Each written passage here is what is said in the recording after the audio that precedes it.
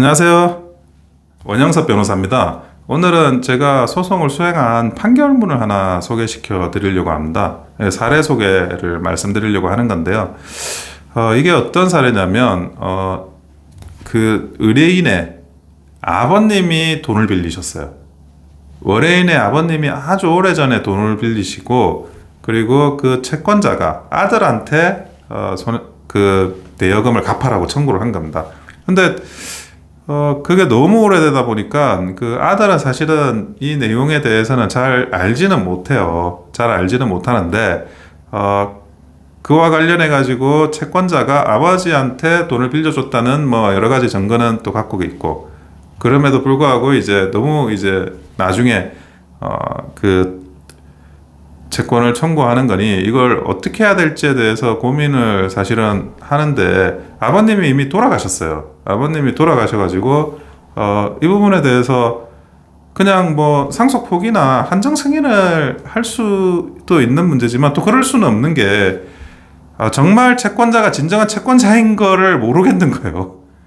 그러니까 채권자가 자기 아버님, 돌아가신 아버님한테 돈을 빌려준 게 맞다 그러면 그거는 갚아야죠. 다른 재산을 이제 또 상속을 받은 케이스니까 거기에서 이제 갚아야 되는데, 뭐 그래서 한정 승인이나 상속 포기를 할 수 있는 상황은 아니에요. 그런데 정말 채권자가 아버지한테 돈을 빌려줬는지, 그거는 뭐 자료도 있고 여러 가지 부실한 상황이에요. 이런 상황에서 소송이 진행이 된 겁니다. 그래서 이게 당연히 뭐 아버지가 쓰셨다는 그런 뭐 처분문서, 차용증 이런 게 있다라고 제출은 하는데, 아버님이 돌아가셔가지고 그 처분문서가 진짜 아버님이 쓰셨는지를 확인할 수가 없잖아요.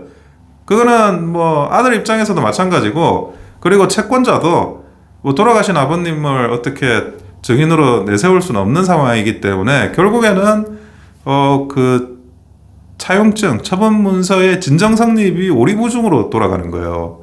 그래서 재판부는 아니 그래도 그냥 좀 조정을 해서 끝내자, 이런 이제 그 논의도 굉장히 그 재판 과정에서 많이 있었습니다. 많이 있었는데 결국에는 뭐 채권자와 그리고 그 아들이 서로 어느 선에서 양보를 하고 끝나긴 했습니다. 끝나긴 했는데 이게 참 쉽지 않은 부분이었죠. 왜냐하면 돌아가신 아버님이 그 사인 내가 한 거야 라고 말할 수가 없는 상태지 않습니까?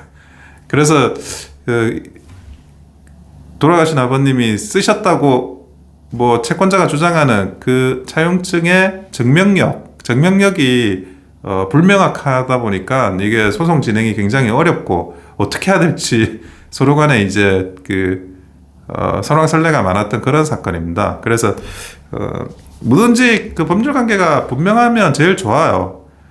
근데 법률 관계가 분명하더라도 나중에 이런 사후적인 사정 때문에 그게 불명확하게 변하는 거는 또 어쩔 수 없는 현실이기도 합니다. 예, 그래서 이런 케이스도 있었다. 만약에 이제 뭐 채권자로서는 뭐 비슷한 입장에 처해신 채권자로서는 그 아버지라고 할 만한 그런 분이 돌아가시면 최대한 빨리 그런 상속인들한테 이런 채권 채무 관계를 이야기를 해서 그런 본인의 어떤 권리가 모호하게 되지 않도록 그렇게 확인받는 절차는 꼭 필요하다고 보여집니다. 이상 원영섭 변호사였습니다. 감사합니다.